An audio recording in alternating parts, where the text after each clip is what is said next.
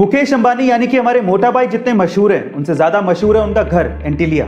एंटीलिया को अगर हम लोग इंडिया का सबसे आलीशान घर कहें तो गलत नहीं होगा, लेकिन क्या आपको पता है कि एंटीलिया दुनिया की दूसरी सबसे महंगी प्रॉपर्टी है? जी हाँ गाइस, आप ठीक सुन रहे हैं। पर फिर पहले नंबर पर कौन सी है? तो चलिए मैं आपको बताता हूं। दुनिया की सबसे महंगी प्रॉपर्टीज में पहले नंबर पर है बकिंगम पैलेस, लेकिन वो एक रॉयल प्रॉपर्टी है, एक पब्लिक प्रॉपर्टी है जिसका कोई एक ओनर नहीं है, जिसकी टोटल इवैल्यूएशन है $5 बिलियन, यानी कि 35,000 करोड़ रुपए। और दूसरे नंबर पर आती है मुकेश अंबानी की एंटीलिया, जो कि एक प्राइवेट प्रॉपर्टी है जिसे मुकेश अंबानी खुद ओन करते हैं, जिसकी आज की इवैल्यूएशन है $2 बिलियन, यानी कि 14,000 करोड़ रुपए। हमारे मोटा भाई ने इंडिया का दुनिया में इतना नाम किया है, उसके लिए एक हाथ तो बनता है। अपने पिता से झगड़े की वजह से 17 साल का एक यूसुफ खान नाम का लड़का पेशावर का अपना घर छोड़ के पुणे आ गया और यहां पर एक कैंटीन के बाहर सैंडविच बेचने लगा।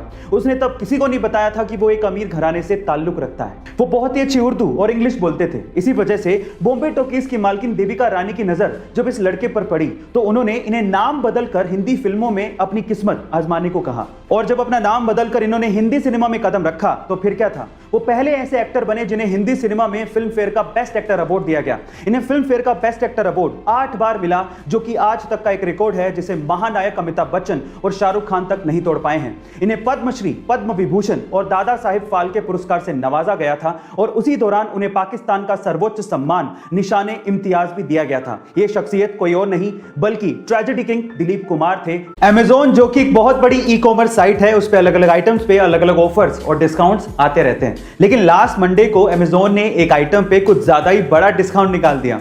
एक्चुअली हुआ कुछ यूं कि लास्ट मंडे को अमेज़न ने तोशिबा के एक इन्वर्टर एसी पे जिसकी कीमत 96,700 रुपए थी, उसको 94% डिस्काउंट के साथ मात्र 5,900 रुपए में लिस्ट कर दिया। जिसने इस ऑफर को देखा उसने फटाफट से इसे ग्रैब कर लिया। इनफैक्ट इस ऑफर में ईएमआई ऑप्शन भी था, तो कई लोगों ने इस एसी को ईएमआई ऑप्शन पे अवेल कर लिया। लेकिन बाद में पता लगा कि किसी बग की वजह से अमेज़न पे ये प्रोडक्ट इतने बड़े डिस्काउंट पे लिस्ट हो गया था। खैर जो भी हो, लेकिन जिसने मौके पे चौका मार दिया उसकी तो चांदी हो गई।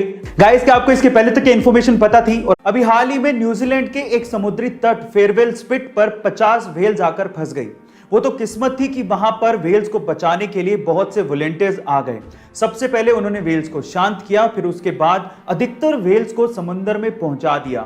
लेकिन अद्भुत नजारा तब देखने को मिला जब जान बच जाने के बाद 2 व्हेल्स गाना गाने लगी, और वो भी खुशी में। सुनिए गाइस, ऐसा अद्भुत नजारा आपने पहले कभी नहीं देखा होगा। इस नजारे को देखने के बाद आपको कैसा फील हुआ? इंडिया एक डेमोक्रेटिक कंट्री है और यहां पर कोई आम आदमी भी उम्मीदवार बन सकता है और चुनाव लड़ सकता है। लेकिन अगर मैं आपसे सवाल पूछूं कि इंडिया के इतिहास में सबसे असफल उम्मीदवार कौन है और क्यों है, तो आप लोग क्या कहेंगे? चलिए मैं इसका जवाब देता हूं। इंडिया के इतिहास में सबसे असफल उम्मीदवार तमिलनाडु के डॉक्टर के पद्मराजन हैं, जिन्होंने अब तक लगभग 199 चुनाव लड़े हैं, जिसमें स्थानीय चुनाव से लेके लोकसभा चुनाव तक शामिल हैं। लेकिन वो सभी चुनाव हारे हैं। इनफैक्ट एक बार तो वो राष्ट्रपति चुनाव भी लड़े थे, लेकिन उसमें भी वो हार गए थे। इसलिए उन्हें इंडिया का सबसे असफल उम्मीदवार कहा जाता है। गाइस, आपको ये फैक्ट जान के कैसा लगा कमेंट सेक्शन में जरूर लिखिएगा, और ऐसे अमेजिंग वीडियोस के लिए शेयर, सब्सक्राइब एंड लाइक। मिलते हैं अगली वीडियो में।